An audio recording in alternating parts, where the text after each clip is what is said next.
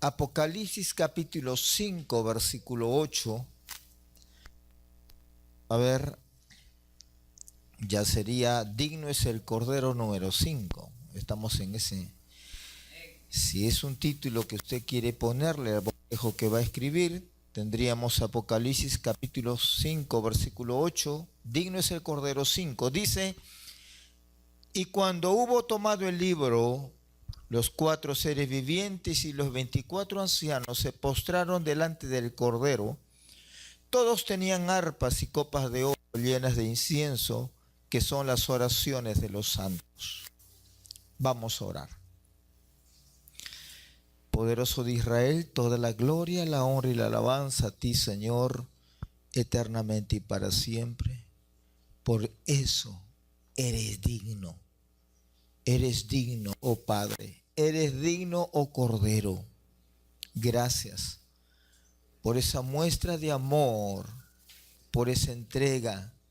Y gracias por que tu misericordia cada mañana son buenas y nuevas. Y la extiendes sobre tu pueblo. Y nos trazas, Señor, el camino por el cual debemos de transitar. Esos caminos de santidad, como está escrito en el profeta en el Antiguo Testamento.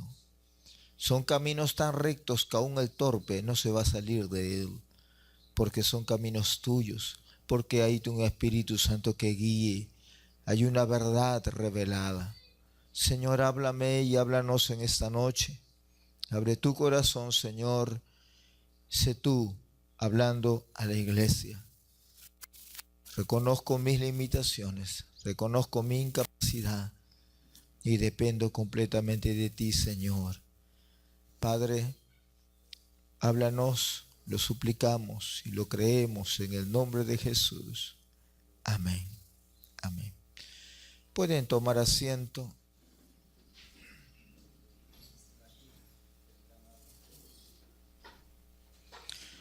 Dice, y copas de oro llenas de incienso, que son las oraciones de los santos. Continuando con nuestra administración al Padre y al Cordero, como parte de nuestro real sacerdocio, insistiremos en la oración, dada su vital importancia.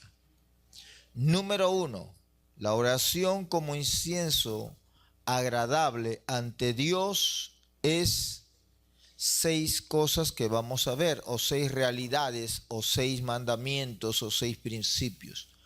Número 1, la oración como incienso ante Dios es, en primer lugar, rendición. Aprende, hermano, si usted todavía no tiene una vida cultivada de oración, ahora va a ver la importancia de la oración. Decíamos que la oración, en primer lugar, es rendición. ¿Por qué? Porque tenemos que rendir nuestra voluntad a Dios para orar fervientemente y disciplinadamente. ¿Correcto? La oración es rendición. Usted se rinde, ¿no? Usted no puede entrar a orar en soberbia, en presunción. Usted no puede decir como aquellos falsos maestros que han aparecido ahora y que dicen, ¿qué es eso de orar tanto? No, pacta con Dios con $100 y declara la palabra y ya no tienes que orar. Eso es para la gente que está acostumbrada a que así como la mentalidad en el mundo y en esta tierra, se compran autoridades, se compran políticos, se compran puestos de trabajo, se corrompe con el dinero muchas cosas. Están acostumbradas y creen que a Dios también con su dinero lo pueden comprar. ¿Me entiende? Por eso, hermano, que la oración es rendición. Usted tiene que rendir su voluntad para hacer la voluntad de Dios, orando. En segundo lugar, la oración como incienso agradable ante Dios es sacrificio. Hay que sacrificar tiempo, vacaciones y superficialidades. Vaya menos de shopping. Hay que sacrificar tiempo, vacaciones y superficialidades en esta vida para orar conforme a la voluntad de Dios. La oración es sacrificio. ¿Por qué?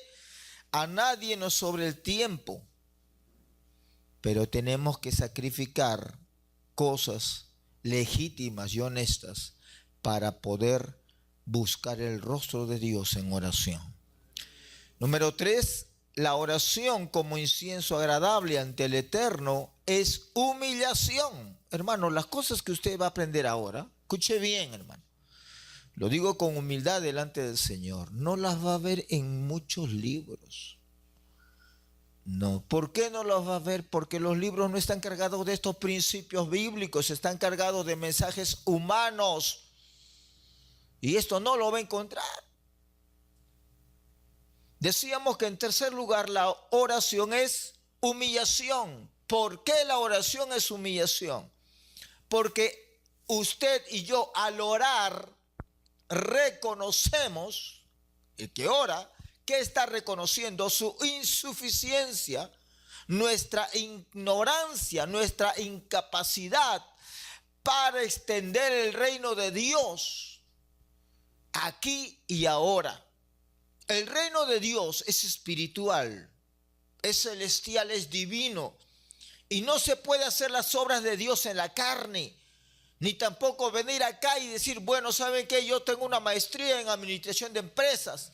Yo soy bueno en gerencia de recursos humanos. Entonces, como la iglesia es una organización humana, vamos a manejarla con planes estratégicos humanos y metas humanas y principios humanos. Se equivocaron los que piensan así. Lo he dicho humildemente más de una vez.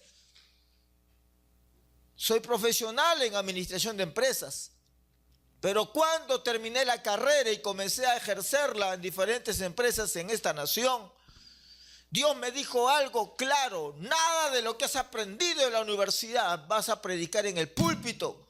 Mi palabra, la cruz, es suficiente y es todo lo que tienes que predicar. ¿Me entiende?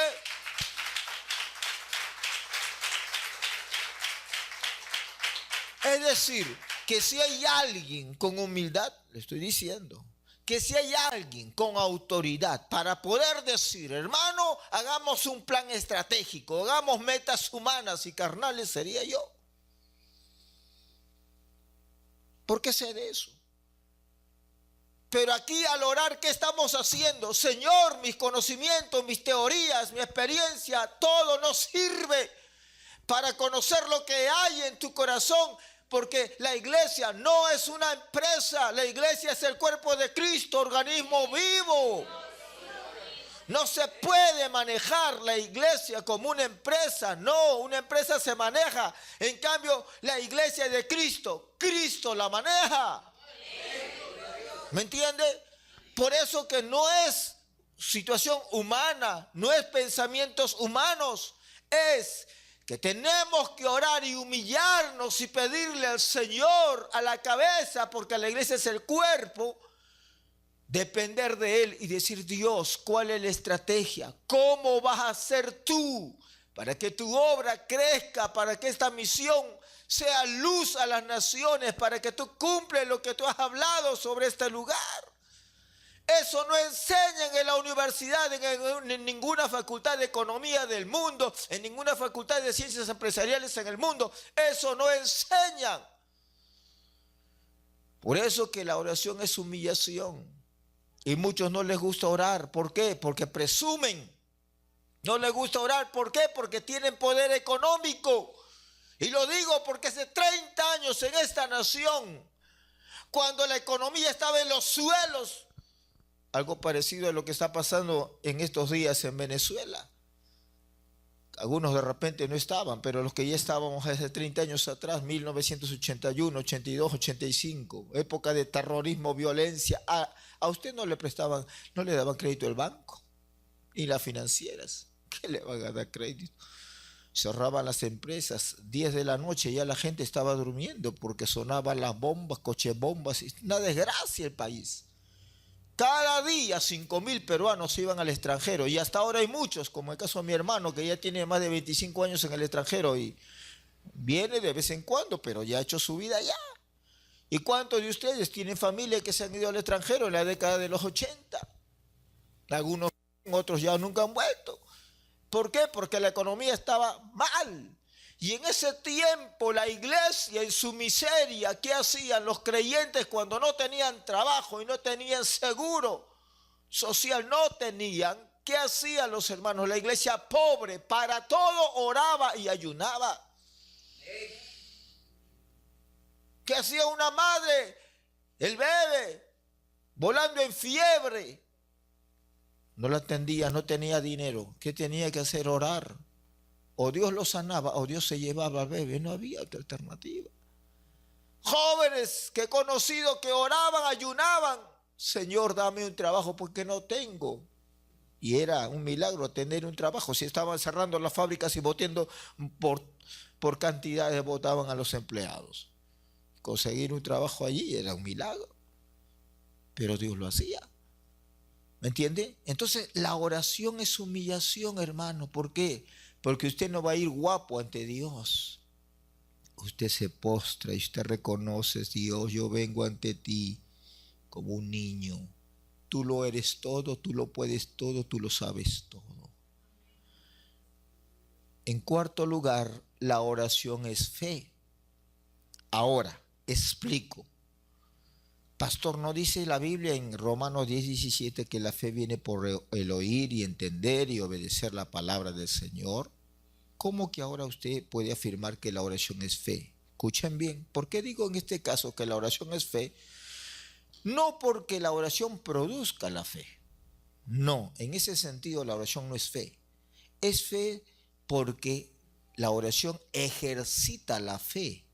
La medida de fe que Dios ha puesto en usted, eso se ejercita mediante la oración. Cuanto más oremos, nuestra fe será desarrollada más y más.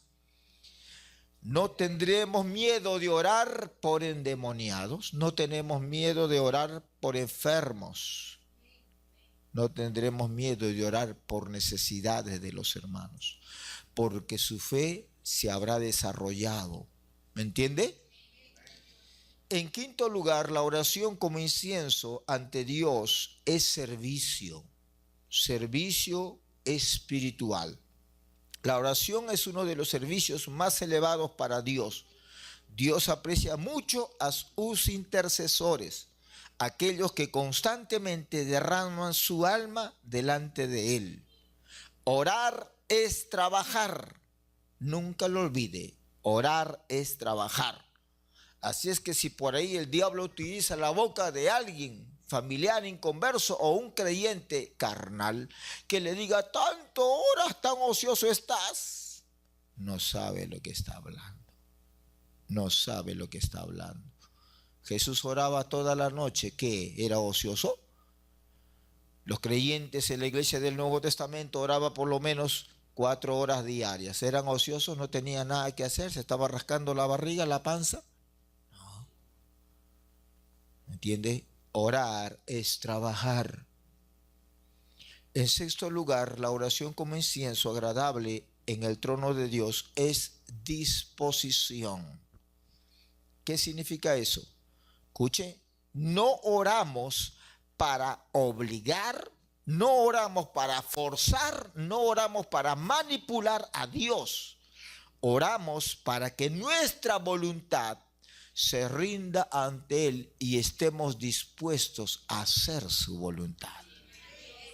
Aplaudan al Señor, hay que arrancarle a ustedes. Aleluya.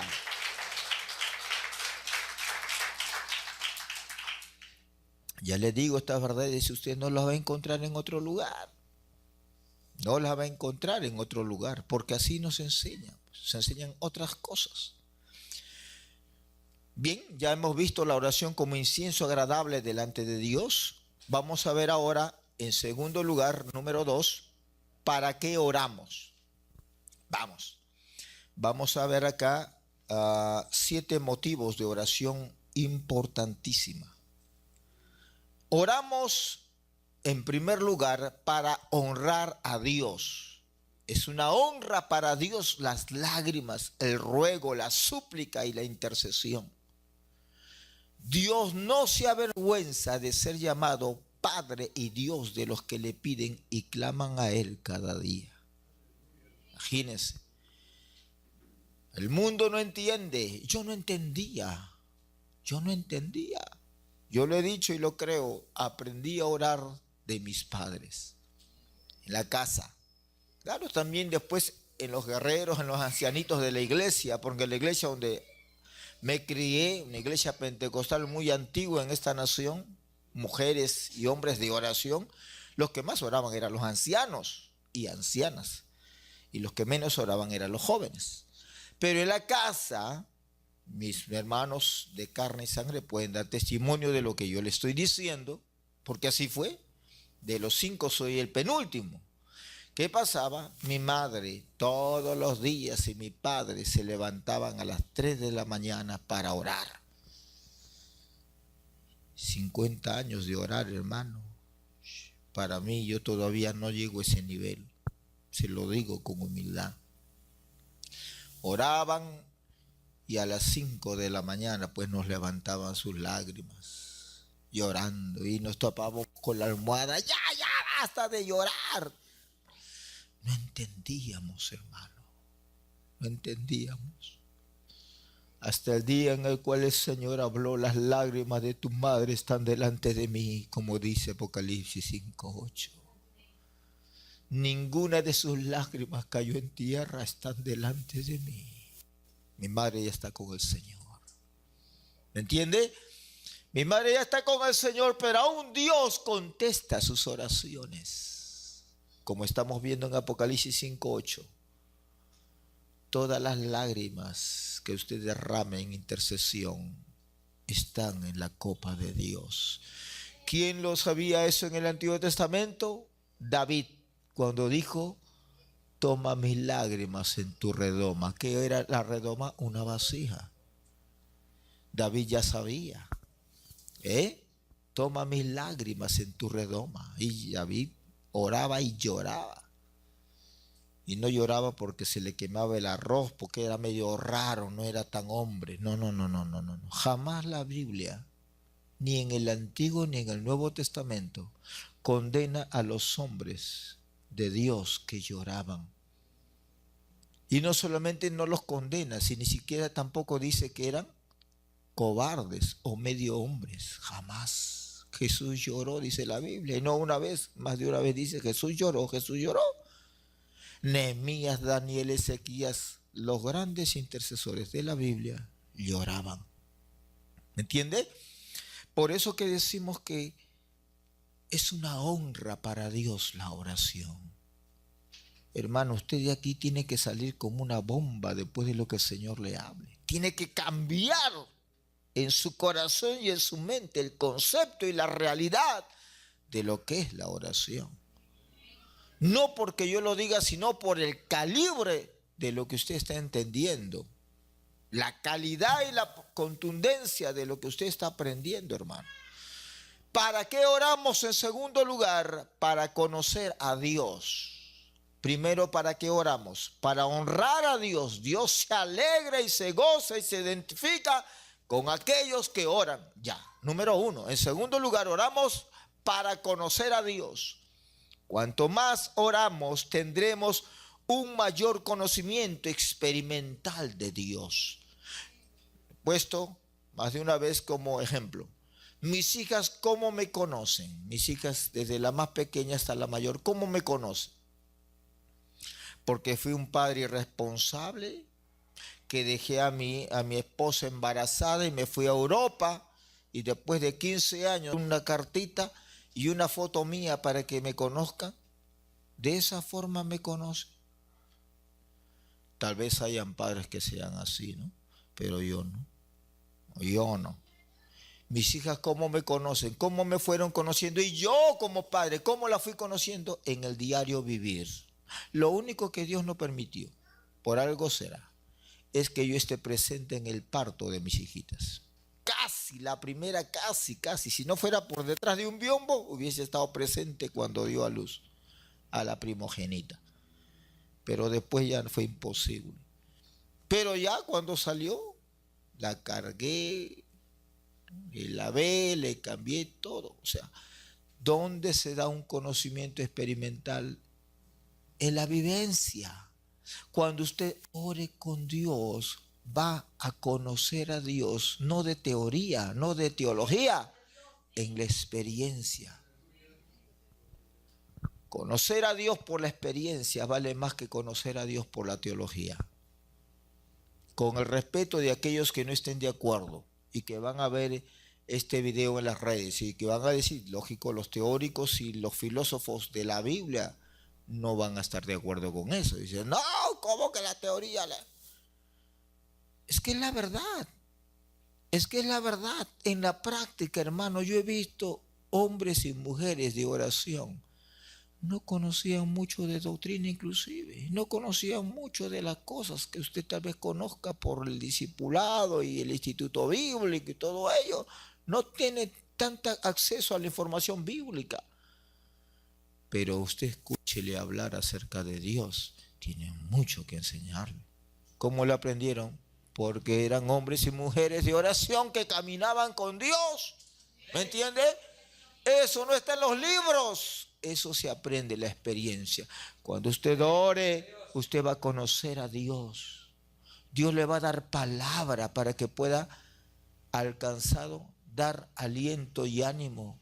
Para el que esté afligido, Dios le va a dar palabra, Dios le va a dar gracia. Mi pastor, en la iglesia donde me crié, me formé, Dios por su misericordia.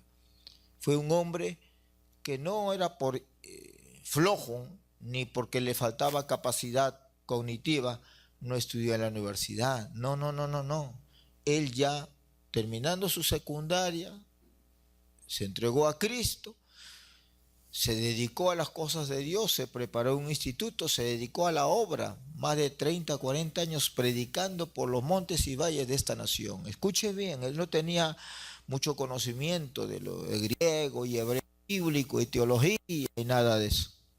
Pero escuche bien, ante él, que era un pastor de iglesia, hermano, venían las más altas autoridades de la organización en este país. Venían las más altas autoridades. Llámese superintendente, presbítero, llámese obispo, como se llame, venían ante él. ¿Por qué? ¿Para qué? Porque sus matrimonios tenían problemas y no sabían a dónde recurrir. No van a ir a decirle en sus respectivas iglesias locales a sus diáconos. No van a decir su problema a sus ovejas, que venían donde mi pastor. ¿Y qué hacía él? Mientras él escuchaba el problema, él estaba orando por dentro. Y decía, Dios, está viniendo una autoridad que está por encima mío. Yo tengo apenas 20 años de ministerio, este tiene 40 años. ¿Qué tengo para enseñarle? Pero Señor, yo dependo de ti. No una vez, mi hermano, muchas veces y por muchos años vinieron. Y él, a nosotros ya, la nueva generación, nos compartía estas experiencias para aprender. Y él decía, ustedes saben que yo no soy un teólogo, ustedes saben que yo no conozco idiomas bíblicos, ustedes saben que no tengo mucha formación que me hubiese gustado tener, pero me dediqué a la obra, al ayuno, a la oración, a predicar la palabra por los montes y valles de esta nación. Caminar con Dios. ¿Y qué hago cuando viene y me dicen su problema? Yo estoy orando en mi corazón y Dios me da la palabra precisa, concisa y maciza, sin rodeos, al grano. Termino de escuchar su problema y de frente sale la palabra de Dios, de ciencia, de sabiduría, de sanidad, de liberación, sale de la boca de él. Y la autoridad ahí que está a punto de divorciarse, o que ha caído en adulterio, o que está en disciplina, o lo que fuere, la palabra de Dios no faltaba en su boca. ¿Cómo era eso?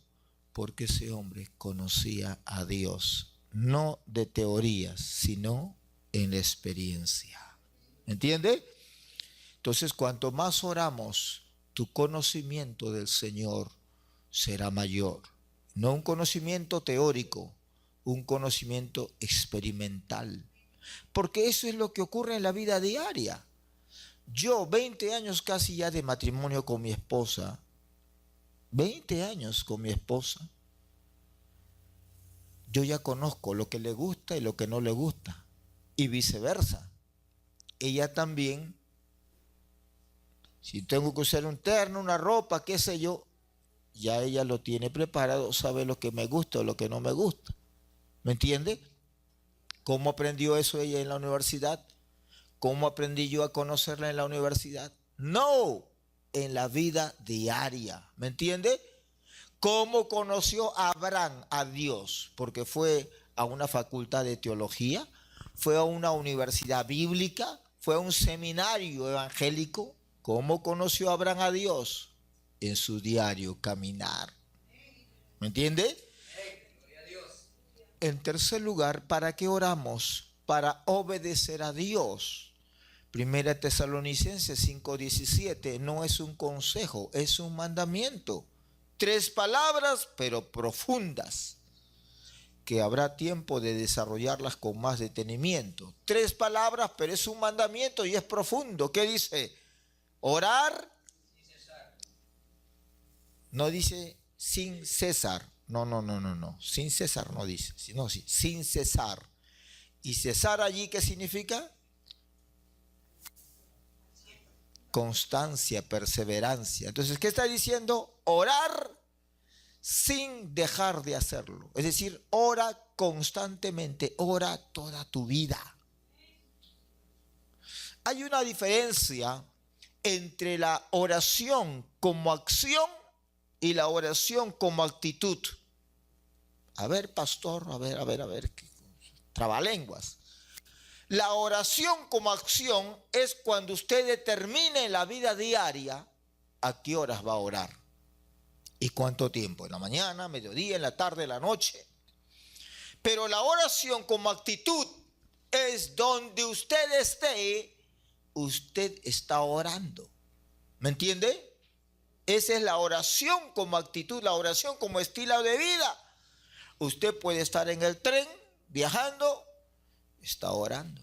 Usted puede estar en el bus, está orando. Usted puede estar en su trabajo, está orando. No, pastor, no creo, a mí no me pagan por orar. A ver, un solo ejemplo, porque no es el tema, la perseverancia y la oración, solamente estamos diciendo que la oración como obediencia, para que usted vea que sí se puede tener la actitud de oración. Cuando estuve en uno de los seminarios para pastores en Ayacucho, hablamos acerca de la oración.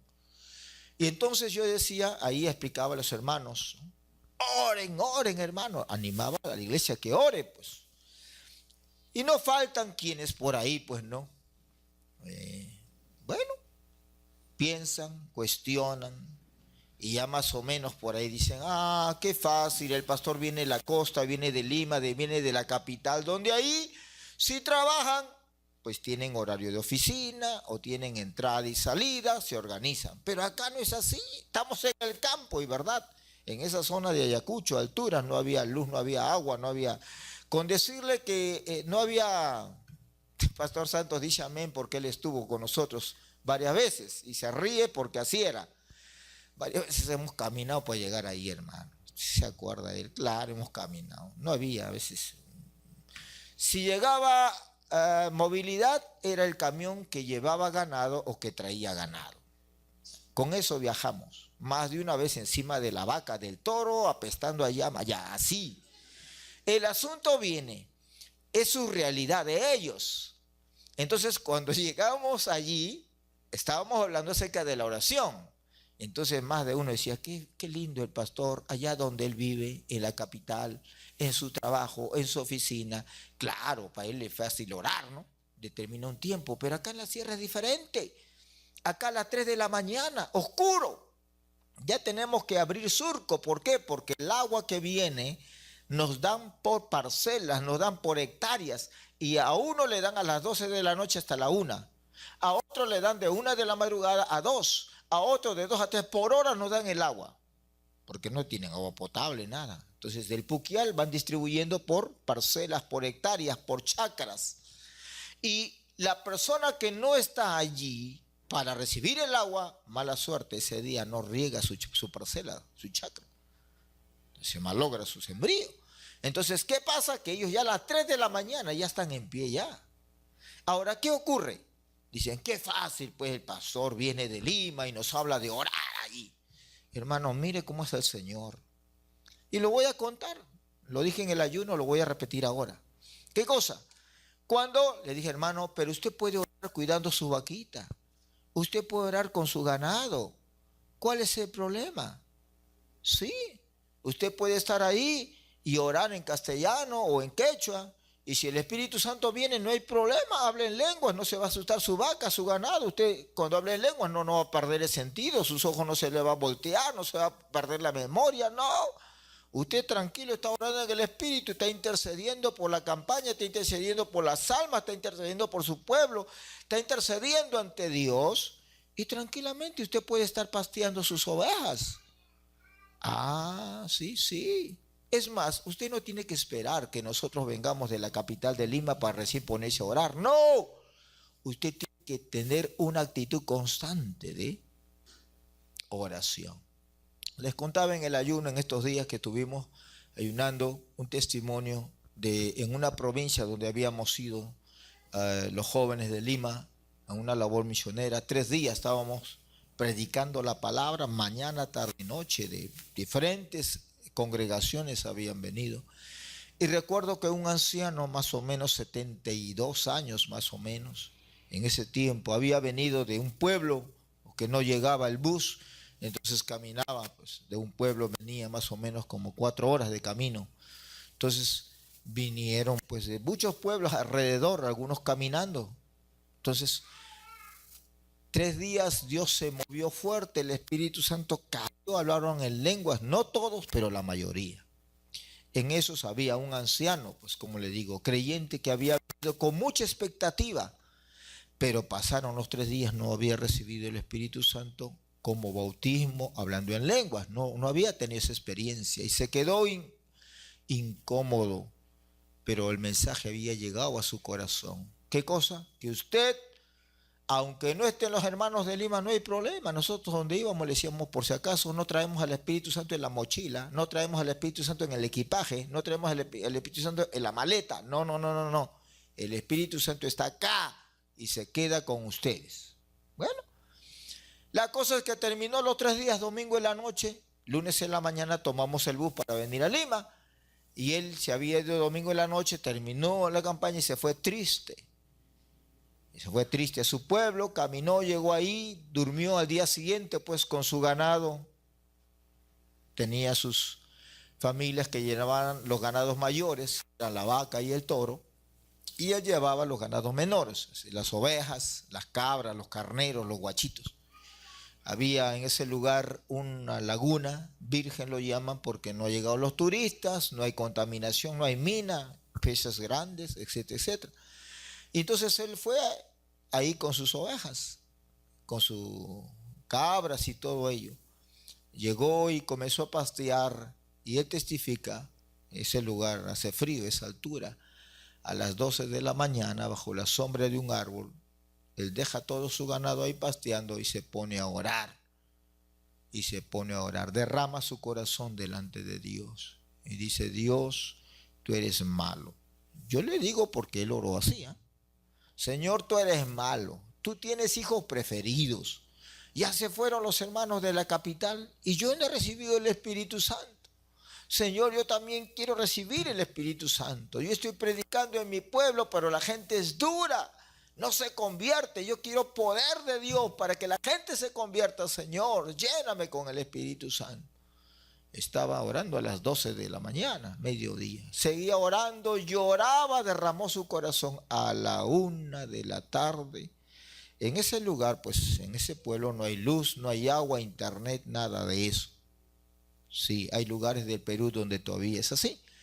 Entonces estaba ahí a la 1 de la mañana. Él después dio testimonio, por eso le estoy compartiendo. Dice que como que los cielos se abrieron. Él conocía la electricidad no porque había en su pueblo, sino había en su pueblo fluido eléctrico, sino donde el pueblo que hicimos a 4 horas de camino, ahí sí había electricidad, ahí sí había corriente, pero en su pueblo no había.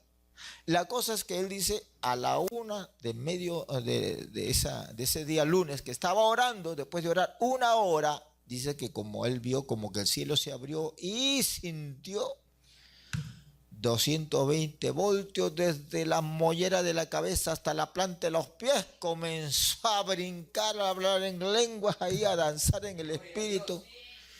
1 de la tarde, 2 de la tarde, 3 de la tarde, 4 de la tarde. Cuando terminó de hablar en lenguas y de remolinear en el espíritu,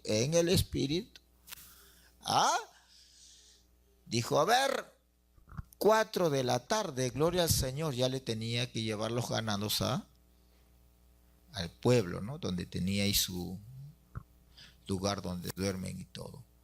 Hermano, él tuvo su experiencia, no necesitaba de ningún pastor, de ningún nadie. ¿Por qué? Oró, creyó y Dios respondió. ¿Me entiende? Claro. Por eso, hermano, la oración es mandamiento. Normalmente no. Algunos piensan, ay pastor, usted tantos años de creyente desde niño, usted, pues para usted orar será normal, como hablar con sus hijitas, como conversar. Yo se lo digo, hermano, no crea, para mí también es una lucha orar. Es una lucha orar, porque mi carne no quiere, mi naturaleza humana caída no quiere orar. Quiere ir de compras, quiere ir con mis hijas, qué sé yo, quiero comer, pero no quiere orar. Entonces, la primera media hora es la lucha. Cuando la carne ahí está, los pensamientos, las distracciones, el hambre, sueño, cansancio, frío, lo que sea. Cuando ya pasa la media hora, el Espíritu Santo viene, ya las lenguas o en el Espíritu ya es otra cosa. Pero para comenzar es el problema.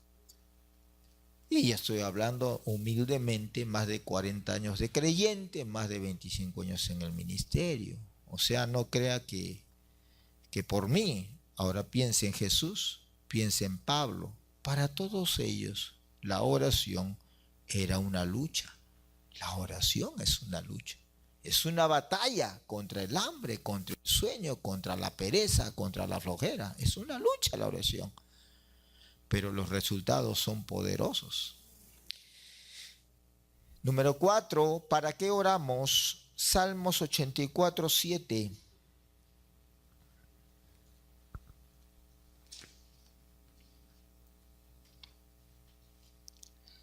Irán de poder en poder, verán a Dios en Sión.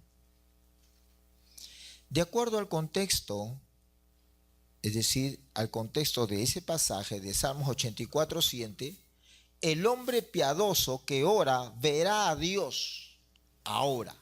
¿En qué sentido verá a Dios? Verá a Dios en el sentido de poder estar y habitar en su presencia. Ver a Dios en el sentido de ser influenciado por su presencia. ¿Me entiende? Entonces, cuando usted ora, hermano, usted va a poder entrar en la presencia de Dios. ¿Me entiende? Vamos a entrar en la presencia de Dios cuando oramos. En quinto lugar, ¿para qué oramos? Primera de Corintios 10 y 11.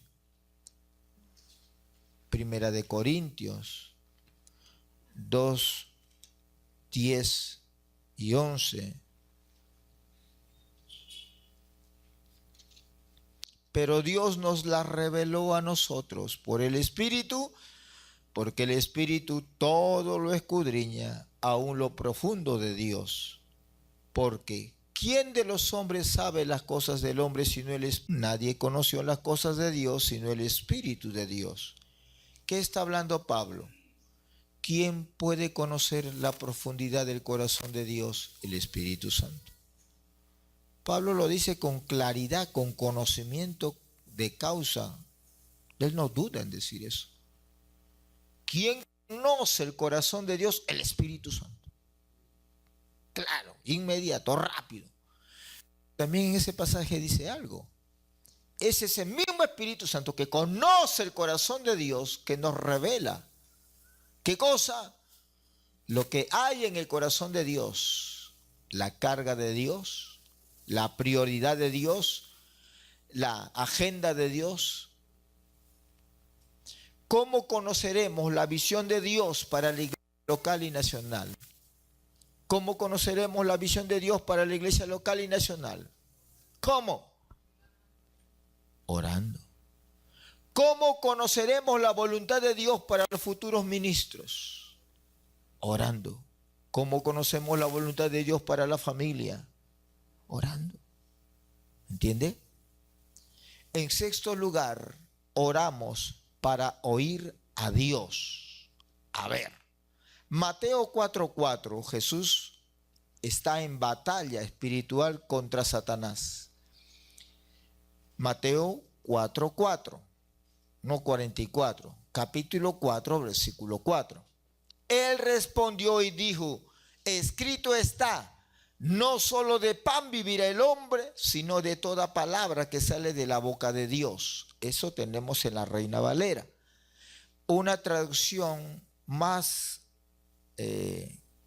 acorde al original dice de la siguiente manera: no solo de pan vive el hombre, ojo, sino de toda rema. O sea, rema se traduce como palabra en este versículo. Sino de toda rema, miren los tiempos verbales, sino de toda rema que está saliendo constantemente de la boca de Dios. ¿Me entiende? ¿Qué dice? Todos los días Dios habla. Por eso está utilizando el ejemplo del pan, ¿cierto? Por más que seamos de provincias, todos los días comemos pan. Desde que usted y yo tuvimos dientes, ¿cierto? ¿Hasta cuándo comeremos? Hasta cuando nos dé la dentadura, hasta cuando nos dé las fuerzas, ¿cierto? Usted dice, ya tengo 30 años de comer pan, ya para, mucho pan. ¿Usted dice así? No, ¿cierto? ¿Y el pan qué cosa? ¿Surgió hace 100 años? ¿Hace 20 años? Antes de la época de Jesús. Jesús comió pan. Por eso que le dice claramente, no solo de pan, y el pan es diario. ¿Me entiende? Entonces cuando dice, sino de toda rema, ustedes saben la palabra rema, ¿qué significa? Palabra fresca que sale de Dios. ¿Me entiende? Dice, de toda rema que está saliendo constantemente. ¿Qué significa que está saliendo constantemente? Dios habla todos los días. Que usted no lo escuche es problema de usted, no de Dios. Tal vez su corazón estará duro, tal vez sea desobediente, porque Dios no le va a hablar, no le va a revelar su corazón si usted no tiene propósito de obediencia. Tal vez usted tenga dudas o será incrédulo. Por eso es que usted no oye, Dios no me habla, Dios no me habla. Dios habla claro todos los días. Escuche bien, hermano. Si Dios no le habla a usted, usted no está grave. Usted está recontra grave. No conoce la voz de su Señor y no reconoce la voz de su Señor. Jaja, es cierto. Dios nos habla, escuche bien, por la oración. Por eso estamos diciendo, si estamos en el real sacerdocio, estamos con el Padre, no somos un monólogo, un diálogo, hablo, pero mi Padre también me habla. Decíamos cómo Dios nos habla, por la oración. ¿Cómo nos habla? Por los dones del Espíritu Santo. En estos días de 7 días de ayuno que hemos estado, no nos propusimos interpretar lenguas o hablar. Ahí están los hermanos que han venido, lunes, martes, miércoles. La hermana que no está con nosotros está en provincias. Dios le dio una palabra clara por el Espíritu Santo. Yo no me proponía profetizar ni interpretar lenguas. Me correspondía dar la palabra. Y cuando estamos orando, cayó el Espíritu Santo. Y están los pastores que fueron testigos. Y los que estuvieron en el ayuno. El Señor dice esto y esto. Hermano, fue tremendo la gloria de Dios. Por eso es que me encantan los 7 días de ayuno. ¿Por qué me encanta? Porque Dios revela pecados, no el billete, ni la monedera, ni tampoco la cuenta bancaria. No, no, no, no, no. Dios revela los corazones y el pecado, así sea del cuerpo pastoral. Dios saca los pecados. ¿Por qué? Para limpiar la iglesia de toda inmundicia.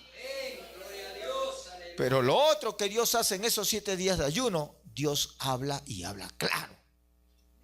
¿Verdad, hermanos? Por eso normalmente el ayuno que a las 4 estábamos, díganle a los pastores que hemos estado terminando, 1/4 para las 6 y todavía teníamos para seguir.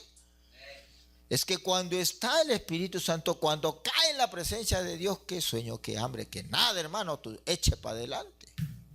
A su nombre. Apláudale al Señor.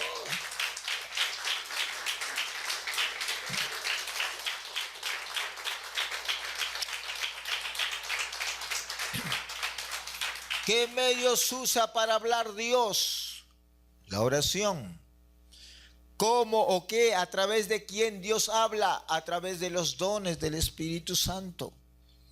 Lenguas, interpretación de lenguas, profecía, palabra de ciencia, palabra de sabiduría.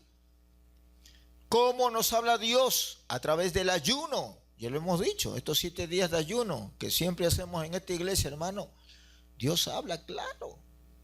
Me gozo. Dios tiene que confrontarme a mí mismo. En cuarto lugar, Dios nos habla por el estudio bíblico personal. Si usted lee la Biblia todos los días, Dios le va a hablar. Es que Dios no siempre le va a hablar así como fue en el monte Sinaí, con una voz estridente, con un terremoto. No, no. Dios habla tan sencillo, tan dulce que usted lo puede escuchar y en su idioma. Quinto lugar, decíamos que en cuarto lugar, Dios se le habla por el estudio bíblico personal. Cuando usted lee la Biblia a través de un versículo, y yo lo digo por experiencia.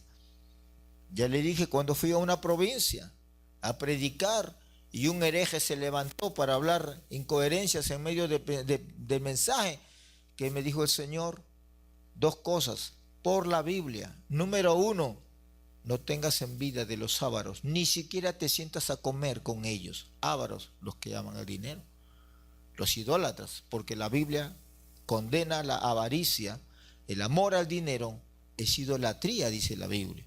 Ya. Segundo, ¿qué pasa? Eso fue una parte. La otra parte que me dijo el Señor, así como Elías de Tisbita. ¿Quién fue Elías de Tisbita? El profeta de Dios. ¿Qué dijo? Voló la cabeza de esos herejes apóstatas. Yo te he traído acá, vuela con mi palabra, que la espada del Espíritu vuela la cabeza de todos estos herejes. Y tenía que decir delante de los herejes sus mentiras que estaban hablando. ¿Cómo? ¿Qué? La palabra de Dios. ¿Me entiende? Entonces, hermano, oramos para oír a Dios. Sí, dijimos la oración, los dones del Espíritu Santo, el ayuno, el estudio bíblico personal. En cuarto lugar, Dios le habla a través del discipulado. Quinto lugar, Dios le habla a través de un mensaje ungido. Digo mensaje ungido porque alguien por ahí me dijo, pastor, he venido de un matrimonio. Ah, qué lindo que has venido de tu matrimonio. ¿Qué tal? Estaba bonito. El predicador predicó media hora. ¿Ah, sí? Ah, ¿y por qué? Porque si predicaba más de media hora, todo el mundo se dormía. ¿Ah? Sí, pastor, hay predicadores que mejor no prediquen porque todos se duermen. ¿Por qué será? Y usted me va a decir que así le habla el Señor. No, pues, hermano. ¿Me entiende? Cuando Jesús predicaba horas, ¿se dormía alguien? ¿Ah? Si hasta los niños le escuchaban y le entendían. ¿Ah? ¿Me entiende? Entonces, cuando el Señor habla, hermano, mensajes ungidos, su corazón está como aquellos que estaban camino de Emaús. ¿Qué dice? No nos ardía el corazón cuando nos abría las Escrituras. Entonces, ¿qué sueño hay ahí? ¿Qué cansancio hay ahí? Pero verdad, hermano, no es ofender. Hay predicadores que cuando predican más de media hora, mejor que la paren porque todos se van a dormir. No ministran nada. Aplaudo al Señor.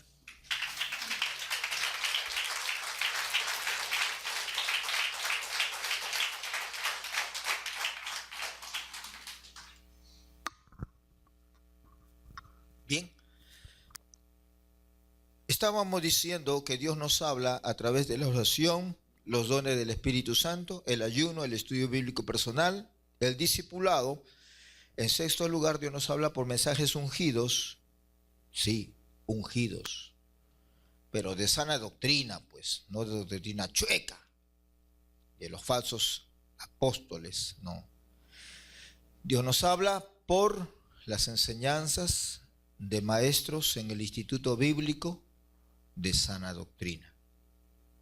No es para levantar el nombre de ninguna institución, pero hay maestros de institutos bíblicos, mis respetos.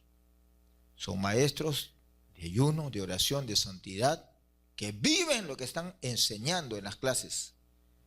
Pero hay otros que es puro letra, hermano, pura teoría. Han leído un montón de libros y lo que dicen libros, ¿verdad? No es raro un doctor en teología. Escuche bien lo que le digo. Él decía, con nombre y apellido, porque conoce, yo no lo voy a repetir, pero él decía, fulano, sutano, penengano, maestros de Biblia, conocedores de idiomas bíblicos, hebreo, arameo y griego, exégetas, autores de comentarios o estudios bíblicos. ¿Qué decía este predicador? Cuando yo me senté a conversar con ellos o a preguntarle la Biblia, estos estudiosos de la Biblia decían, yo no creo ni la mitad de lo que estoy predicando. Para que vea, hermano. Teólogos muertos, secos, que nunca han nacido de nuevo. ¿Me entiende? Entonces no es garantía un instituto bíblico, un seminario bíblico. Usted tiene que ver qué calibre de maestros tiene. Recuerdo en una oportunidad que un pastor quería que se haga un instituto bíblico en su iglesia. Y fue a mi casa a conversarme, a pedirme algún tipo de asesoramiento bíblico. Y yo le dije, hermano, no cometas el error que muchos han cometido, no solamente en este país, en el mundo. ¿Qué cosa? Que sacrifican el ministerio por un título profesional. No, es que yo no quiero solamente que conozcan Biblia y que tengan experiencia, yo quiero que tengan título. ¿Por qué? Porque con título pueden salir a trabajar secularmente. Ya no le dije más. Si eso es lo que usted quiere, búsquese. Eso va a tener una fábrica de religiosos con título. Le dije, no, hermano, el ministerio no es para eso. Yo sé lo que es universidad. Yo sé lo que es terminar una carrera. He estudiado eso. Sé eso. Eso no te hace el ministerio. Dios puede usar a un niño, a una niña, que tal vez no tenga mucha instrucción, pero tiene un corazón que arde por las almas sin Cristo, que es íntegro de vida, hermano. Ese hombre, esa mujer vale más que muchos teólogos muertos. Entonces, un título ministerial no te hace, hermano. Yo lloro, se lo digo de parte de Dios, cuando me entero de futuros graduandos de seminario, que por respeto no digo sus nombres, futuros graduandos de seminario, no creen en el mover del Espíritu Santo, no creen en las sanidades, no creen en los milagros. ¿Qué calidad de ministros van a salir? ¿Qué calibre? Mejor que se vayan a las cosas seculares, que sea un buen electricista, que sea un buen ingeniero, que sea un buen médico, lo que sea. Pero para ser un ministro de la palabra, tu vida tiene que respaldar lo que tú predicas. Si no, mejor no digas, hermano. Enseñar las cosas de Dios no es como enseñar matemáticas, física, química, farmacología, anatomía. No, mi hermano, discúlpeme. Si usted va a enseñar las cosas de Dios, su vida tiene que garantizar. En estos días de ayuno tuvimos una experiencia interesante, hermano. Estamos hablando que Dios habla a través de maestros de la Biblia, ya. Un ejemplo. Estábamos viendo en uno de estos ayunos lindos que el Señor nos habló por el Espíritu Santo. Y yo estaba haciendo referencia a que el Espíritu Santo forja el carácter de Cristo en el creyente. Y que como creyentes tenemos que dar testimonio de integridad de vida. ¿Correcto? Que no es solamente que hablamos de Dios, sino que nuestra vida refleje integridad en el trabajo, en la familia, en donde estemos. Hermano, cuando estaba así, comenzaron a levantar la mano, más de uno. Uno levantaba la mano, el otro levantaba la mano, querían hablar. Bueno, le dejé que hablen. No sé si está por ahí la hermana que dijo lo siguiente, dijo, hermano, ¿sabe qué? Mi cuñado, es su familia. Hermano, está en una iglesia evangélica XX. Él maltrata a mi hermana físicamente y verbalmente. Llegó hasta el punto de lanzarle palabras groseras, malas palabras, le mentó la madre, mire. Y así va a su iglesia y todavía se cree una iglesia espiritual. Porque hace mucho énfasis en la parte externa. Con tal que tenga la falda larga y la cara larga y el pelo largo, la santidad andante. Otra hermana dijo, pastor, yo conozco. Y contó, no sé si está a esta hora, la hermanita. Lo vivió, no le contaron ella. Fue aquí donde está el tren, a Paradero, a repartir volantes evangelísticos ahí. Y cuando fue a repartir volantes, la confundieron con esa iglesia que saca plata y que hace énfasis en la santidad exterior, y casi lo apedrean a la hermana. Tú también vienes a sacarnos plata, nos mandas a vender comida todos los días, mira. Dijo, un momentito, yo no soy de esa iglesia. Ah, menos mal si no la linchaban. Yo no soy de esa iglesia, dijo. Yo soy de la iglesia de Jesucristo. Ah, a ver, esa iglesia no la conocemos. Y dice, yo estaba peor que ustedes en la miseria. No tenía ni para comer, mis hijos en la desgracia. De ahí Cristo me sacó. Hoy mis hijitos están sirviendo al Señor. Hoy Dios me cambió a mí. Mira cómo visto y todo. A mí la iglesia no me pide plata. A mí la iglesia no me cobra tarifa. A mí la iglesia no me manda a vender cachanga, ni picarones, ni nada. Yo lo que doy es de lo que Dios me enseña y sirvo al Señor. Acepte usted a Cristo. Así como me cambió, a usted también le puede cambiar. Hermano, ¿cómo se llama eso? Integridad de vida. Uno más. No estoy difamando a nadie porque no he dicho el nombre, aunque usted ya está pensando en quién es. Bueno, ¿qué pasa? Escuche, hermano, porque esto es real. Líder de esa iglesia, por ejemplo, líder de esa iglesia. ¿Qué líder? Está en el púlpito, enseña y todo. ¿Ah? Mujer. Pelo largo, falda larga, todo largo. ¿Qué pasa? Escuche bien, hermano, con engaños. ¿Qué cosa? Le está quitando la casa a su madre. ¿Me entiende? Hermano, una cosa es sacarle a tu madre 100 soles, $30, pero quitarle una casa, y así está predicando. Y así está con su pelo largo y su falda larga y su cara larga y todo largo. Porque la santidad está por fuera, supuestamente. Y el demonio está dentro. Hermano, a la iglesia de Cristo, usted no sea así. ¿Ya? Por favor, usted no sea así.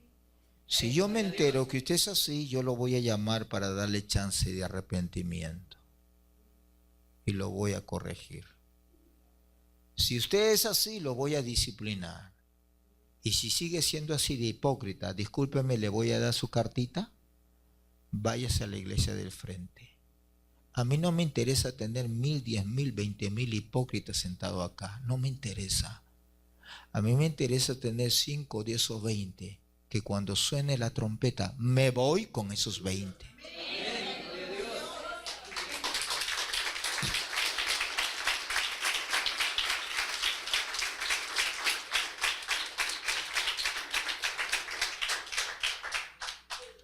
Hermano, la religiosidad es eso. Jesús predicó contra la religiosidad. Por eso, hermano, no seamos así, ¿verdad? No seamos así. Es feo, hermano. No voy a utilizar tiempo para contar un montón de cosas, hermano. Dios sabe. Dios va a juzgar. Por eso el día que estemos allá, ahí van a ver las grandes sorpresas. Usted lo va a ver, yo lo voy a ver. Claro. Ahí de repente usted va a ver de su pastor y va a decir, ay, mi pastor, ¿cómo era? Yo no pensaba que era así. Con razón se portaba así mi pastor, ¿no? Mi respeto, pastor, qué humilde. Usted nunca dijo cómo Dios trataba en su vida, qué es lo que tenía que nunca. Pastor, ¿verdad? Mi respeto. O de repente lo contrario. Pastor, usted era así. De repente se me cayó, pastor. Yo pensaba que ya como profetizaba y hablaba en lengua y sacaba a los demonios. Estaba en un pedestal y se me cayó. Hermano, todos estaremos en el tribunal. Por eso lo he dicho y lo creo. Todo predicador va a dar cuenta delante de Dios de cada palabra que dice en un altar y de cada pensamiento. ¿Me entiende? No solamente es lo que se habla, sino aún lo que no se habla. Porque hay pastores que de repente hablan bonito, pero por dentro, ¿qué están diciendo? Están murmurando de la congregación. Estos serranos, perder el tiempo. Cuidado. Cuidado, Dios me libre jamás de maldecir lo que Él ha bendecido. Porque el Señor, por lo menos en esta casa, por lo menos 2 veces, dijo, bendita es mi iglesia. Amén, gloria a Dios. Si el Padre lo dice, por algo lo dirá. No somos la iglesia perfecta. No me considero el mejor pastor del mundo. Nunca lo he dicho ni lo creo. Lloro, cometo mis errores. Trato de hacer lo mejor que el Señor hace. Pero ahí stop, hermano.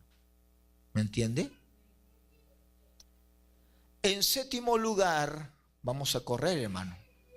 Oramos ¿para qué? Para golpear el infierno y derribar las fortalezas de Satanás.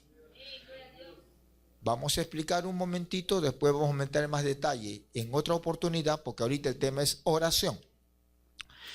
Hay fortalezas que el diablo erige, levanta.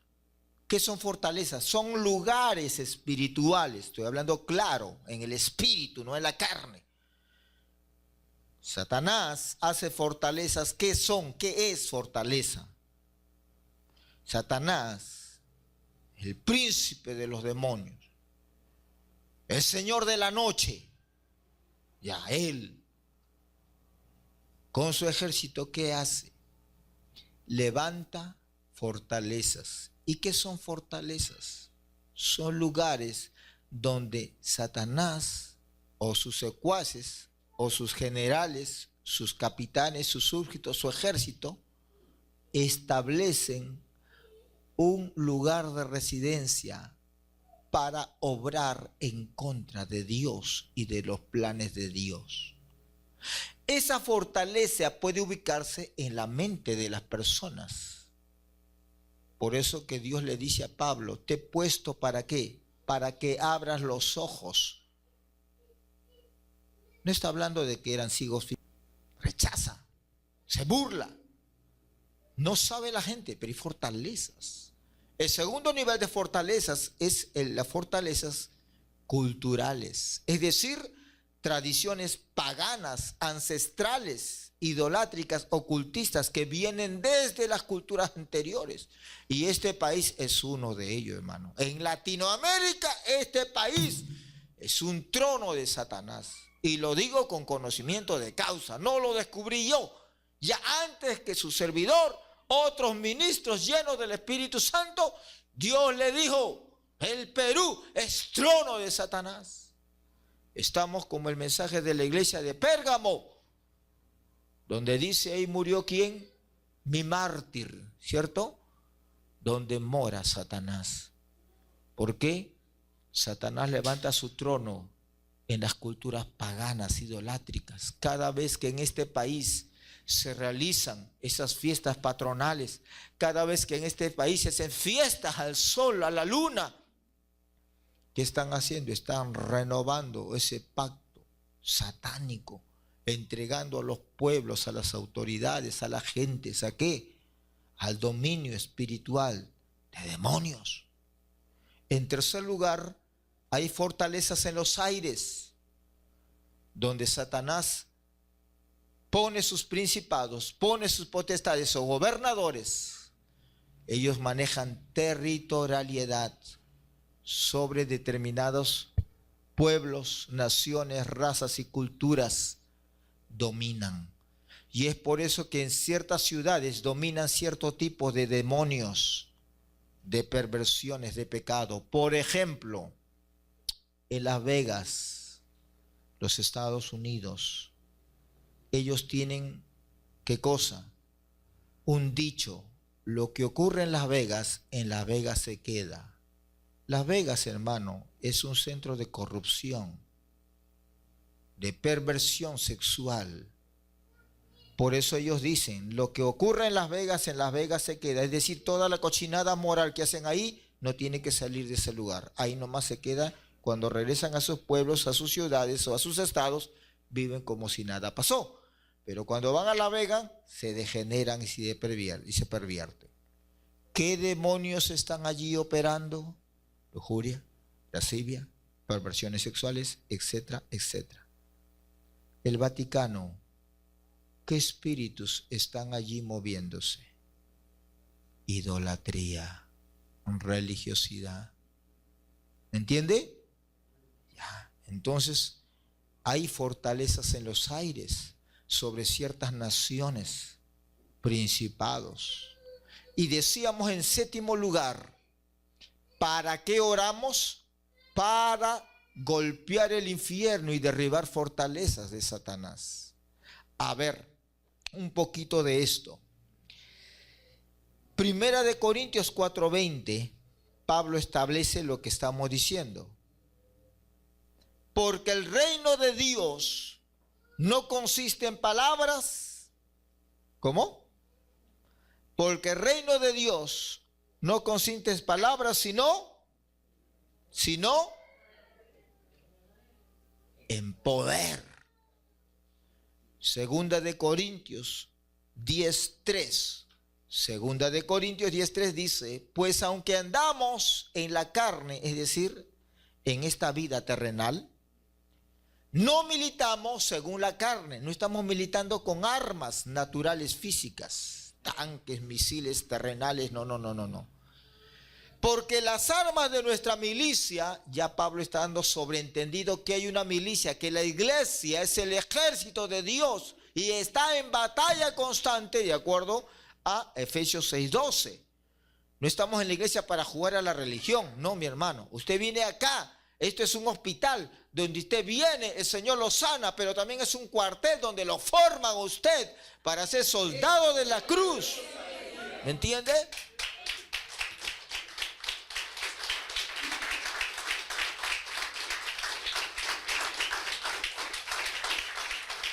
No estamos jugando a la religión.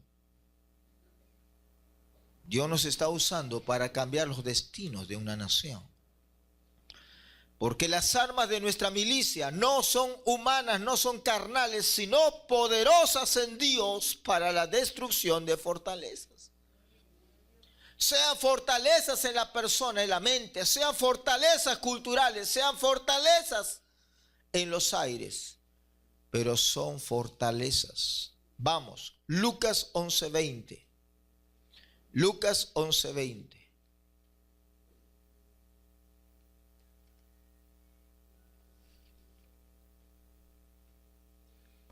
Jesús dijo, mas si por el dedo de Dios echo yo fuera los demonios, ciertamente el reino de Dios ha llegado a vosotros. Una de las características innovadoras del obrar del Espíritu Santo en el Nuevo Testamento es la expulsión de demonios.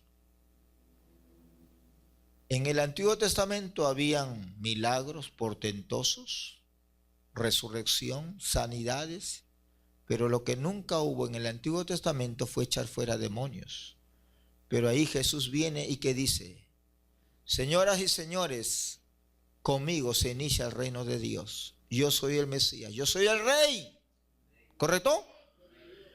Y la prueba es que el reino de las tinieblas está juzgado y caído, porque yo soy el Rey. Y que no había diablo, ni Satanás, ni principado, ni que se paraba delante de él, sino que lo reconocían como hijo del Altísimo y ya estaban temblando, que hasta le suplicaban. ¡Sí! Por favor, ya has venido a torturarnos antes de tiempo. O sea que los demonios sabían que están condenados y que van a ser torturados. Segundo, ¿qué más le decían? No nos mandes al abismo, porque hay un sector del abismo que para los demonios es cárcel, es prisión. Y los demonios pueden salir de una persona y meterse a otra persona. Y los demonios pueden salir de una persona y meterse a animales. ¿Cómo llamaría usted a un gato? Esto es real, ¿eh? A un gato que abre el refrigerador, la parte de arriba donde está el congelador, saca todo y lo bota al suelo y como está hielo no lo come. Carne, todo lo saca y la huella del delito está en el hielo. ¿Usted me dirá que ese es un gato normal? ¿Los gatos hacen así? Por acá hay un joven que le gusta mucho los gatos. Yo creo que sus gatitos no hacen eso. Ese gato está endemoniado. Jaja, para que usted vea. ¿Qué haría usted? ¿Qué diría usted? Si está ahí colgada su ropa y sobre eso tiene un saliente de su azotea, como un techo, y en la noche viene el gato y bota toda la tierra sobre su ropa. Usted me va a decir que eso es normal. Un tercer ejemplo para que vean que el diablo puede usar gatos. Mi familia no creía que los gatos estaban endemoniados. Pero ¿qué pasaba? Más de una vez, cuando ella servía su comida a su esposo, cochinada, hasta excremento de gato había. Y su esposo, como no era cristiano, le gritaba y qué sé yo. Un día esta familia dice, a ver, pero ¿cómo? Qué raro, desaparece la presa, desaparece la carne y aparece cochinadas en la sopa, justo cuando va a servir su esposo. Sirve a su esposo y aparece eso, y la presa no hay, ¿qué hay? Excremento de animal. Imagínense, eso es un problema. ¿Cómo hacer eso? No una vez, hasta que mi familia un día dice, voy a ver qué pasa. ¿Es brujería? ¿Cómo es posible? Desaparece la carne y aparece cochinada. Si dejo la obra hirviendo, a ver, de repente será el vecino, alguien que se mete. Y se quedó toda la hora ahí, de lejitos, ahí, escondida muy bien, viendo a ver qué pasa. A la media hora baja el gato techero del vecino. Hermano, está hirviendo la olla, para que usted vea. El gato agarra la tapa, lo arrima, con sus uñas saca la carne, lo bota y tira las cochinadas, lo tira ahí y lo vuelve a cerrar. Mi familia, que tenía un bate de béisbol en la mano, le dio una paliza al gato, le quedaron 6 vidas. Ya no siente, por poco lo mata el gato. Maldijo al gato. Usted me dirá que ese es un gato normal. Yo no creería si no fuese alguien como mi familia que lo vio. Y lo otro que le he dicho, que abrió el congelador. Pastor, ¿y usted ha visto? Yo he visto el congelador abierto. ¿De usted, pastor? No, no, no, no, no. Es del vecino. Que yo pasaba por ahí y vi el congelador abierto y dije, qué raro. Pregunto a la dueña, pregunto acá, pregunto a todo el mundo. ¿Alguien? Nadie guardó nada. Y ahí estaba la huella del delito del gato. En el congelador. Para que usted vea. O sea, ya en estos tiempos los demonios ya no respetan ni animales. Para que usted vea. Ya lo veremos eso más adelante cuando hablemos de demoniología y liberación. Ahora no me vayan a traer gatos acá para orar, por si acaso. Entonces decíamos, gatología. Oramos para golpear el infierno y derribar las fortalezas de Satanás. ¿Me entiende? ¿Por qué, mi hermano? Porque así es. Cuando la iglesia ora, intercede con unidad y perseverancia, sacude el infierno. Por eso que a mí no me interesa un predicador, y lo digo con humildad. No me interesa un predicador que llene estadios, ni me interesa un predicador o maestro de Biblia que escribe muchísimos libros. No me interesa un predicador que diga, bueno, yo tengo, mira, mi avión, mi jet, que tengo edificios de 4 pisos, mira mi cuenta bancaria, tiene 6, 7 dígitos. A mí no me interesa eso. Si de alguien, un maestro bíblico, o así no sea maestro bíblico, no sea teólogo, pero un hombre, una mujer piadosa quiere aprender, sí me sentaría con ganas y decirle, enséñame, es de aquel o de aquella. Escucha bien, que lo conocen en el infierno, el diablo lo conoce porque le ha dado una paliza al diablo, a sus demonios y principados, y que lo conocen en el cielo, y que tiene arriba delante del Padre tesoros, corona. Amén. Gloria a Dios. Ese hombre yo quiero conocer, esa mujer yo quiero conocer, de él quiero aprender cómo hacer tesoros en los cielos y cómo sacudir el infierno. Porque cuando la iglesia ora y ayuna, derribamos fortalezas del diablo. Cuando la iglesia ora y ayuna, sacude el infierno. Es lo que el diablo no quiere, hermano. Y te lo voy a decir de 2 maneras prácticas. En una oportunidad Dios le mostró a un pastor, Dios le mostró cómo es cuando la iglesia ora y ayuna, como si fuesen misiles, en el infierno se sacuden. Y ahora te voy a dar otro en la cual no lo contaron. Yo fui testigo. Cuando estábamos intercediendo en un grupo de intercesión, guerreros de oración, su servidor, como 4 años ha sido director de guerreros de oración en una iglesia pentecostal donde estuve anteriormente pastoreando 4 años. ¿Qué pasaba en ese tiempo de ayuno y de oración que teníamos? Oramos, éramos como 60. Comenzamos a interceder y el Espíritu nos traía los motivos de oración y de intercesión. Orábamos en lengua 2 horas y la unción caía, hermano, eso era tremendo, estábamos orando. Y el Señor nos dijo, reprendan, y comenzamos a reprender. Y una hermana grita, ¡ah! Ya todos pensamos, salió un demonio, liberación por ahí. No, no, no, no, no, no era demonio, liberación. Fueron a atenderla. ¿Qué pasa, hermanita? ¿Se siente bien, se siente mal? Y la hermana gritaba y estaba muy incómoda. ¿Por qué? Si estamos orando. Bueno. Yo no sé si aquí alguien ha tenido experiencia, pero bueno, por lo menos por cultura hemos visto un buque de guerra, aunque sea en foto o en lámina escolar, ya. Otros tal vez por algún documental, ¿no?, que hay en YouTube, o de repente han ido a Puerto de Callao o han visto un buque de guerra, ¿no? De lejos, nunca se han subido. Cuando los buques de guerra, sobre todo los de la Primera y Segunda Guerra Mundial, disparaban los cañones, literalmente sus cañones disparaban, todo el barco se sacudía por la potencia del disparo. Ahora, ¿qué pasaba? Esta hermana en el espíritu, cuando se estaba orando y reprendiendo a Satanás y quebrando las fuerzas del infierno en el nombre y la autoridad de Cristo, orando en lenguas y en el Espíritu. Escuche bien, el Señor abrió los ojos de la hermana en el Espíritu, y de la boca de los intercesores, así como ese cañón del buque de guerra, hermano, salía fuego.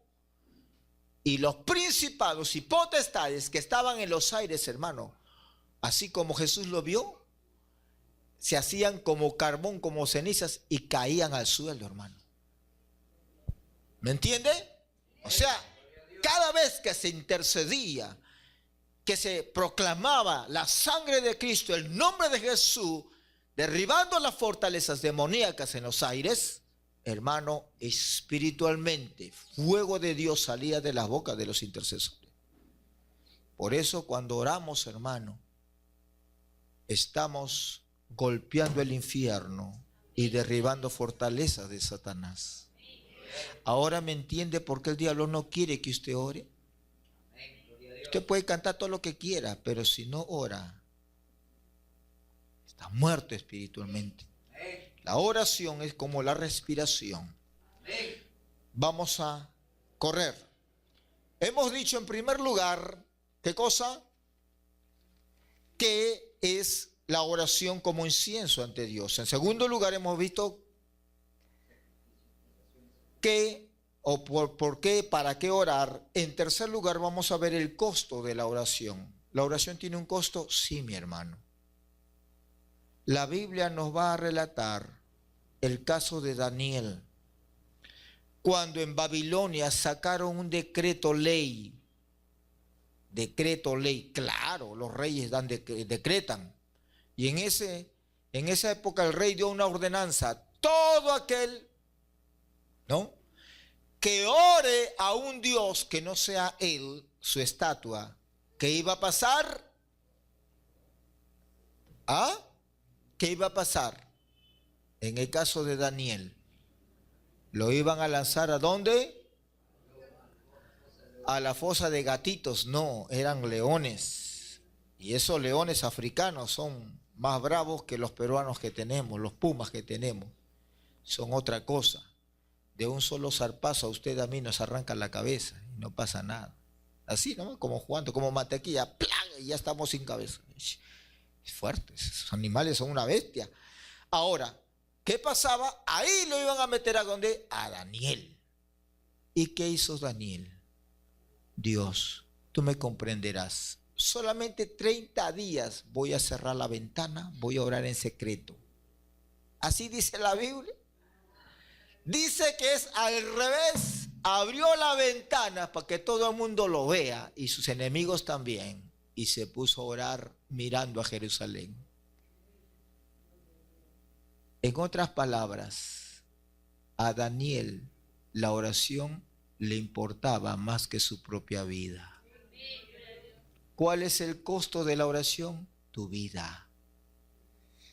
Pero qué triste, mientras que Daniel prefería morir antes de dejar de orar, hay muchos cristianos que no oran por estar viendo televisión, por estar viendo novelas, por estar chateando con el Face.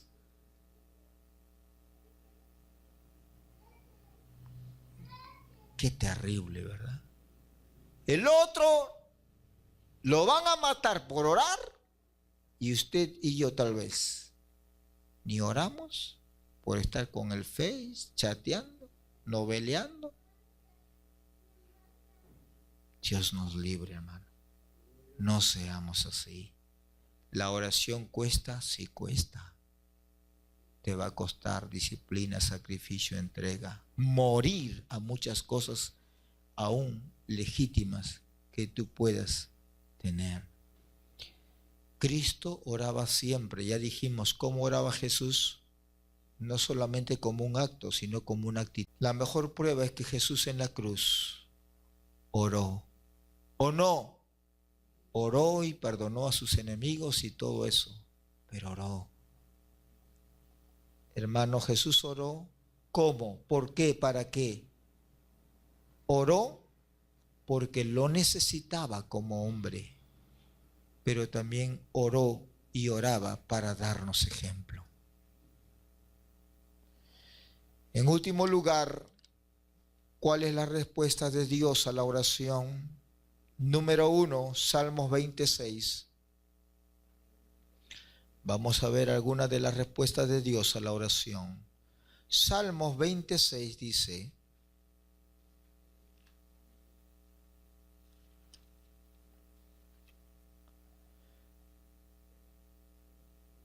ahora conozco que Jehová salva a su ungido, lo oirá desde los santos cielos con la potencia salvadora de su diestra. Lo primero que Dios va a hacer, nos va a salvar, sea cual fuera la situación. No me cansaré de repetirlo, aunque usted le incomode, lo repetiré. Tenga experiencia con Dios, porque de lo contrario usted va a pensar que los testimonios que se predican lo estamos inventando, estamos exagerando o estamos mintiendo para la gloria de Dios. No es así, mi hermano. No hay tiempo para contarles. No voy a traer a los testigos para que le digan: mira, acá está la mujer, está viva hasta ahora, que Dios le sanó los ovarios. Mira, acá está el hombre estéril, que no podía tener hijos. Mira cómo tiene hijos, ya están grandes, señorita. No voy a traer, pero más incrédulo que eso eres. ¿Qué dice? La respuesta de Dios a la oración nos va a salvar. Número 2. Primera de Corintios capítulo 2, versículo 3 al 5. Primera de Corintios capítulo 2, versículo 3 al 5.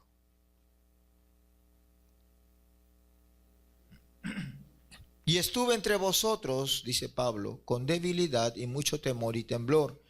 Y ni mi palabra ni mi predicación fue con palabras persuasivas de humana sabiduría, sino con demostración del Espíritu y de poder, para que vuestra fe no esté fundada en la sabiduría de los hombres, sino en el poder de Dios.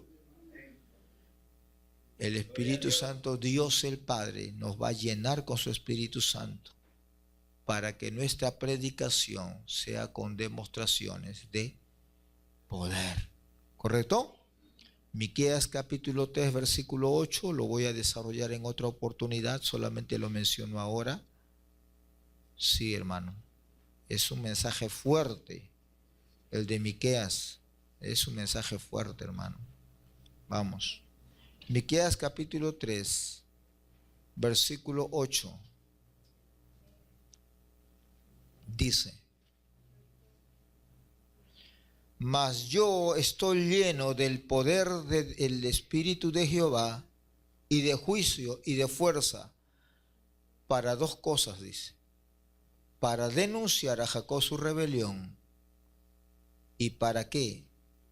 Implícitamente vuelve a repetir: y para denunciar a Israel su pecado. ¿Para qué estaba lleno del Espíritu Santo Miqueas? ¿Para ser millonario? ¿Para qué estar lleno del Espíritu Santo, dice Miqueas? ¿Para remolinear? No, tenía un ministerio profético que cumplir, confrontar a las autoridades de Israel, rey, juez, sacerdote, profeta, que se habían torcido, y para confrontar al pueblo de Israel. Por eso dice: para denunciar a Jacob su rebelión. Se refiere a las autoridades, pero también dice: y para denunciar a Israel su pecado. ¿De quién está hablando? Del pueblo. O sea, ¿para qué estaba lleno del Espíritu Santo? Miren, para ese ministerio profético fuerte de confrontar. Por eso que está escrito después, Jesús, ¿qué cosa dice? Jerusalén, Jerusalén, ¿qué? Quise juntarte como la gallina junta sus polluelos y no quisiste. Te envié profetas, ¿y qué hiciste con los profetas? Los mataste.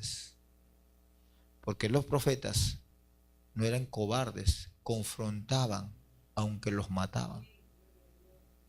En tercer lugar, la respuesta de Dios a la oración lo vemos en Efesios 6:10 y Colosenses 1:11. A ver, ¿qué dice Efesios 6:10? fortaleceos en el Señor y en el poder de su fuerza. ¿Cómo nos va a fortalecer? Dios nos va a fortalecer. Cuando usted ora, el Señor le va a dar fortaleza espiritual. Colosenses 1:11 dice: fortalecidos con todo poder, conforme a la potencia de su gloria, para toda paciencia y longanimidad. Fortalecidos con todo poder, el Señor nos va a fortalecer, hermano. ¿Correcto? En esta batalla espiritual que estamos librando, orando, ayunando, evangelizando, yendo a las misiones, necesitamos el poder de Dios. Las cosas eternas no se hacen en la carne, se hacen con el poder de Dios. Efesios 3:16 dice: para que os dé, conforme a las riquezas de su gloria, el ser fortalecidos con poder en el hombre interior por medio de su espíritu. ¿Me entiende? ¿Quién nos va a fortalecer? El Señor. ¿Por medio de quién? En último lugar, la respuesta que Dios va a darnos, hermano, cuando oramos y clamamos, intercediendo, cumpliendo nuestro real sacerdocio, es que el Señor enviará al Espíritu Santo para enseñarnos. El Espíritu Santo no solamente viene para darnos los dones, gracias al Señor por los dones del Espíritu Santo, sino también dice la Biblia que el Señor va a enviar el Espíritu Santo como un maestro, como un guía. Vamos a verlo. Salmo 143:10. Salmo 143:10.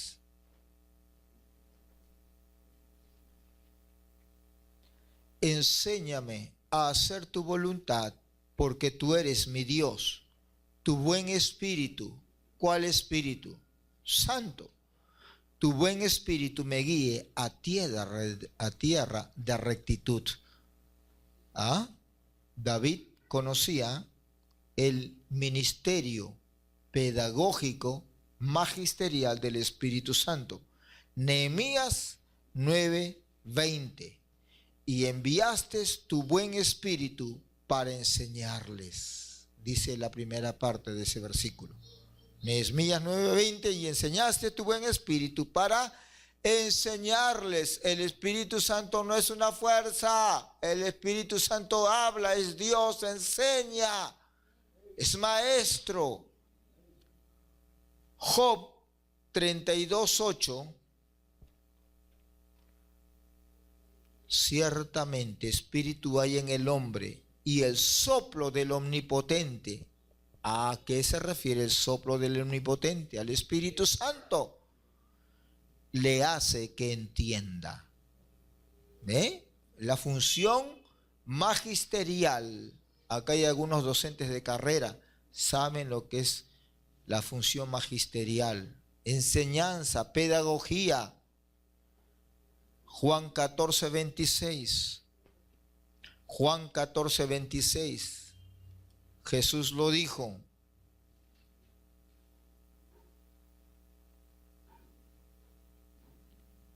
Mas el Consolador, el Espíritu Santo, a quien el Padre enviará en mi nombre, os enseñará todas las cosas y os recordará todo lo que yo os he dicho. Hermanos, miren la importancia, el valor que tiene la oración. ¿Entiende? Es parte de nuestro real sacerdocio. Las oraciones de los santos son incienso que está a la diestra de Dios. ¿Correcto? Ahí está el cordero, pero el incienso que hace es agradable delante de Dios. Dios valora mucho las oraciones. Nunca se avergüence de orar.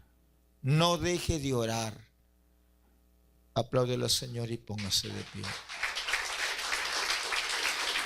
Padre bueno, te damos toda la gloria y toda la honra por tu palabra. Fuerte. ¿Verdad que es fuerte? Y no has tenido que ofender a nadie. No. Porque lo que hace oraciones de los santos son incienso que está a la diestra de Dios. ¿Correcto? Ahí está el cordero, pero el incienso que hace es agradable delante de Dios. Dios valora mucho las oraciones. Nunca se avergüence de orar. No deje de orar. Apláudele al Señor y póngase de pie. Padre bueno, te damos toda la gloria y toda la honra por tu palabra. Fuerte. ¿Verdad que es fuerte? Y no has tenido que ofender a nadie. No. Porque lo que has... No has tenido que ofender a nadie. No.